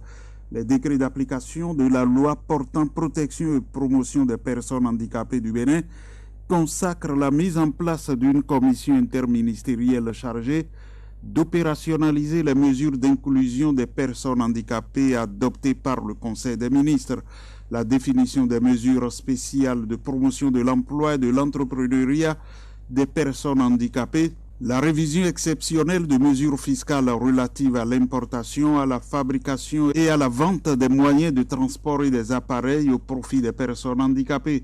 Pour Fraternité, les décrets d'application sont accueillis avec joie. Le matinal pointe que les récents décrets d'application de la loi portant protection et promotion des droits des personnes handicapées en République du Bénin, pris par le gouvernement, a hissé le Bénin au rang de premier pays de la sous-région en matière de protection des droits et d'inclusion des personnes handicapées. Et puis l'autre quotidien voit de la rencontre Talon-Tinoubou le balisage de chemin et défi du tandem Ouada-Niboukari. Le journal explique que la rencontre bilatérale de Paris est d'autant plus symbolique qu'elle intervient juste après les premiers jours d'exercice du pouvoir d'État du nouveau locataire d'Asso Rock, avec à la clé l'installation progressive de son administration et la prise d'une batterie de mesures dans l'intérêt majeur de son pays. Talon et Tinoubou avaient raisonnablement des choses à se dire. Renforcer l'axe Cotonou-Abuja en évoquant les sujets relatifs à la sécurité, à l'énergie, à l'économie, au commerce, outre les sujets classiques ou standards pour entretenir le bon voisinage ou l'intégration sous-régionale, il n'est pas à exclure que les sujets sensibles aient été abordés désormais en toute confiance. Le matinal d'écrire que c'est une avancée bien perçue et saluée par la population pour qui le froid qui s'était installé entre Abuja et Cotonou a eu de profondes répercussions négatives sur les deux pays. Du coup, cette dynamique de réchauffement et de mise à jour de la coopération bilatérale entre le Bénin et le Nigeria est fortement encouragée. Fraternité souligne dans sa parution que selon la première édition du rapport Perspectives économiques pour le Bénin, la poursuite des efforts dans le développement et la modernisation du réseau routier et des ports pourrait contribuer à transformer l'économie du pays, améliorer les revenus des travailleurs et promouvoir le bien-être des populations. Intitulé « Révéler le Bénin en misant sur les corridors économiques », ce rapport consacre sa première partie à l'analyse des récents développements économiques et présente les perspectives à moyen terme pour le pays. La croissance annuelle devrait se maintenir autour de 6% à moyen terme. Si les perspectives macroéconomiques restent solides, certaines vulnérabilités existent liées au durcissement des conditions d'accès au financement et aux incertitudes concernant la demande globale. Une conjoncture qui souligne l'importance d'une consolidation budgétaire crédible pour tracer la voie vers une stabilité à moyen terme. L'économiste du Bénin, lui, indique que les recettes budgétaires sont en constante hausse au Bénin grâce aux réformes de dématérialisation et de simplification des procédures de paiement et de recouvrement d'impôts et taxes au profit de l'État. Toutefois, il convient de maintenir l'efficacité des règles financières pour limiter la fraude et l'évasion fiscale et renflouer davantage les caisses publiques. Les réformes des règles financières portent leurs fruits au Bénin.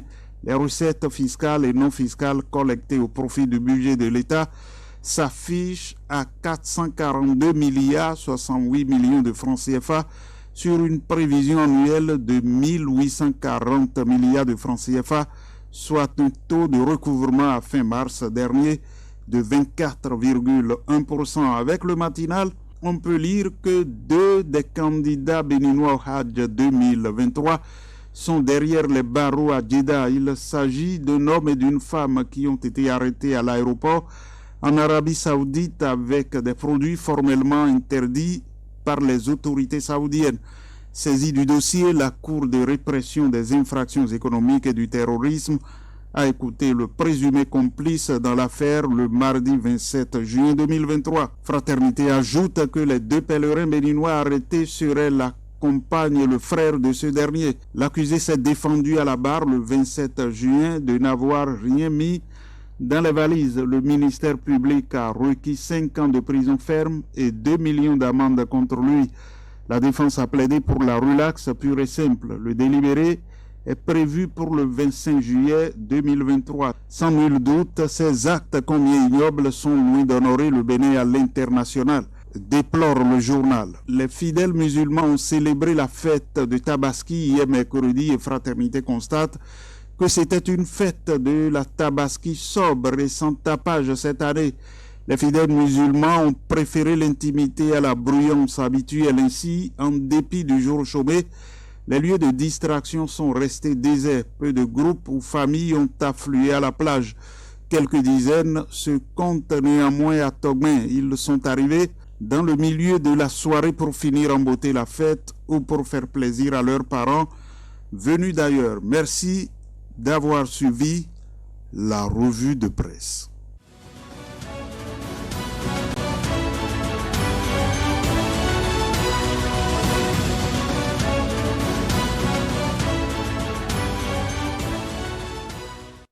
Voilà, c'était donc la revue de presse d'Assoum Kanya. C'est moi qui viens mettre un thème à ce numéro d'Actu Matin. L'aventure hebdomadaire avec moi, ça va s'arrêter ici maintenant pour le compte de cette émission, de cette matinale. Demain, vous retrouvez l'équipe de Wahab Ali Bara qui vous présentera donc Actu Matin, le dernier numéro de la semaine, comme c'est le cas depuis quelques temps maintenant. Merci d'avoir été là. Vous passez une excellente journée. Moi, je vais vous retrouver lundi prochain. Je vous souhaite de passer de bons moments de week-end par anticipation. Restez surtout fidèles au programme de Canal 3 Bénin et à lundi matin.